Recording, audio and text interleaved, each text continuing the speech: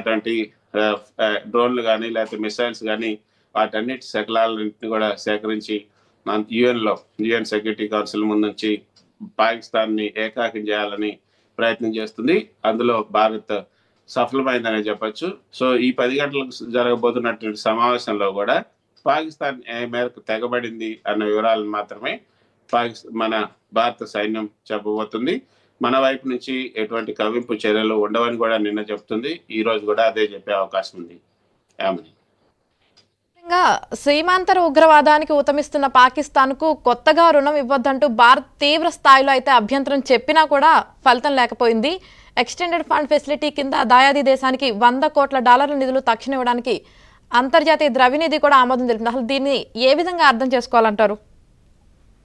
ఖచ్చితంగా మీరు అడిగినటువంటి ప్రశ్న కనుక చూస్తే ఇంటర్నేషనల్ మానిటరీ ఫండ్ అంతర్జాతీయ ద్రవ్యనిధి ఏదైతే ఉందో దానికి సంబంధించి పాకిస్తాన్కి మీరు నిధులు ఇవ్వకూడదు. పాకిస్తాన్కి కనుక మీరు నిధులు ఇస్తే ఖచ్చితంగా వాటిని ఈ యొక్క ఉగ్రవాదం కోసం వాటిని ఖర్చు పెడుతుంది, ఉగ్రవాదాన్ని పెంచి పోషించడానికి ఖర్చు పెడుతుంది. దానికి సంబంధించినటువంటి ఆధారాలు కూడా భారత ప్రభుత్వం అంతర్జాతీయ ద్రవ్యనిధి IMF కి ఇవ్వడం జరిగింది. అయితే నిన్న జరిగినటువంటి ఓటింగ్ లో కూడా భారత్ పాల్గొనలేదు. పాకిస్తాన్కి $2.3 బిలియన్ అప్పుని ఇవ్వడం జరిగింది. ఈ అప్పు అంటే రెండు కారణాలతో ఈ అప్పును ఇవ్వడం జరిగింది. ఒకటి ఎక్స్టెండెడ్ ఫండ్ ఫెసిలిటీ EFF అనే ఒక ఎక్స్టెండెడ్ ఫండ్ ఫెసిలిటీ ద్వారా $1 బిలియన్ రుణంగా ఇచ్చింది. అయితే తర్వాత resilience and sustainability facility RSF కింద, అంటే రుణాలు ఇవ్వడానికి ఏదో కారణం ఉండాలి కాబట్టి ఆ కారణాలని EFF అదేవిధంగా RSF ద్వారా ఈ రుణాలను ఇస్తున్నట్లుగా $1.3 బిలియన్ అప్పు కార్యక్రమాన్ని ఇచ్చింది. అయితే ఒక బాధ్యతాయుతమైనటువంటి సభ్య దేశంగా భారతదేశం మాత్రం దీన్ని తిప్పికొట్టింది. పాకిస్తాన్ గతంలో IMF ఇచ్చినటువంటి నిధులు ఏవైతే ఉన్నాయో వాటన్నిటిని ఏ విధంగా దుర్వినియోగం చేసింది అన్నది కూడా భారత ప్రభుత్వం అన్ని ఆధారాలతో IMF ముందుంచింది.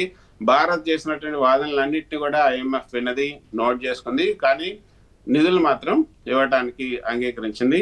సో 1989 నుంచి కూడా ఈ యొక్క 28 సంవత్సరాల్లో IMF నుంచి 28 సార్లు పాకిస్తాన్ సహాయం పొందింది.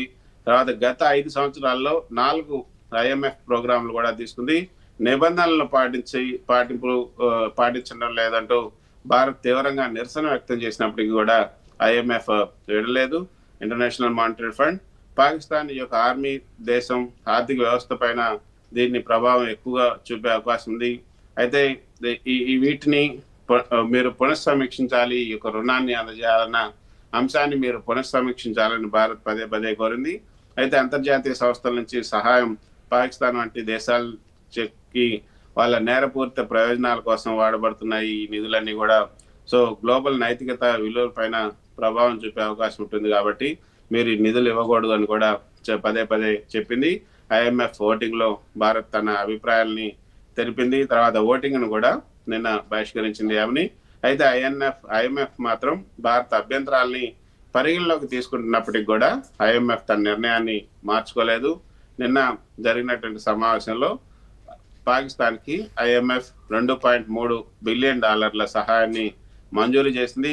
ఈ సహాయం పాకిస్తాన్ ఆర్థిక స్థిరత్వం అదేవిధంగా అక్కడ ఉన్నటువంటి వాతావరణ మార్పులకు అనుకూలంగా ఈ సహాయాన్ని ఇచ్చామని కూడా అక్కడ IMF ప్రకటించింది. ప్రస్తుతం అక్కడ భారత్ పాకిస్తాన్ మధ్య ఉద్రిక్తతలు అయితే కొనసాగుతున్న నేపథ్యంలో ఈ IMF నిధులు కొంత పాకిస్తాన్కి ఊరట కలిగించే అంశం అనే చెప్పొచ్చు.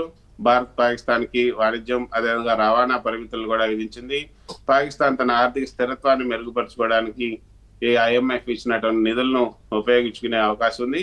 దక్షిణాసియా ప్రాంతీయ స్థిరత్వంపై కూడా దీని ప్రభావం పడుతుందంటూ భారత్ ఆందోళన వ్యక్తం చేసింది.